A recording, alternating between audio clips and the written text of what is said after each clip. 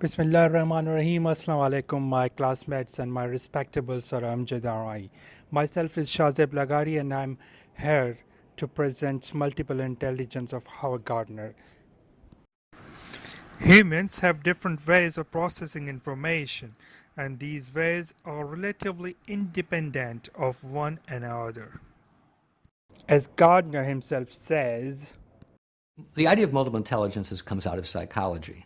It's a theory that was developed to document the fact that human beings have very different kinds of intellectual strengths, and that these strengths are very, very important in how kids learn, and how people represent things in their minds, and then how people use them in order to show what it is that they've understood.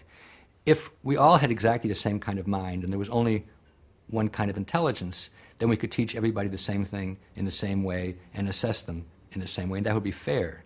But once we realize that people have very different kinds of minds, different kinds of strengths, some people are good in thinking spatially, some people are good in thinking language, other people are very logical, other people need to do hands-on, they need to actually explore actively and to try things out. Once we realize that, then an education which treats everybody the same way is actually the most unfair education, because it picks out one kind of mind, which I call the law professor mind, somebody who's very linguistic and logical, and says, if you think like that, great. If you don't think like that, there's no room in the train for you.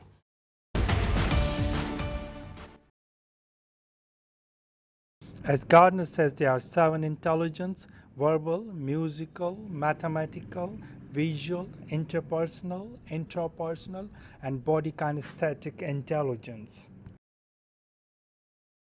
Linguistic intelligence refers to an ability to learn languages and the capacity to use language to accomplish certain goals or simply using words effectively.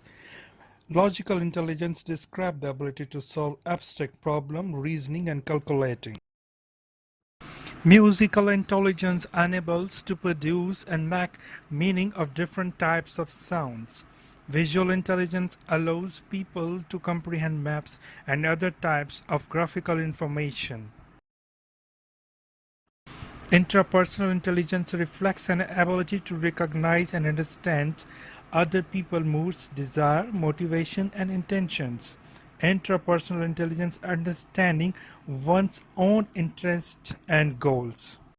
Body kinesthetic intelligence, its expertise in using one's whole body to express ideas and feelings, such as acting, dancing, sport, etc.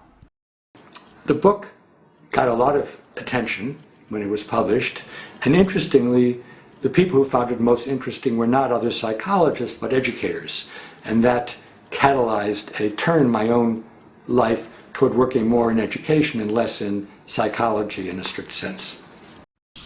If I were to rewrite frames of mind today, I would probably add another intelligence of naturalist.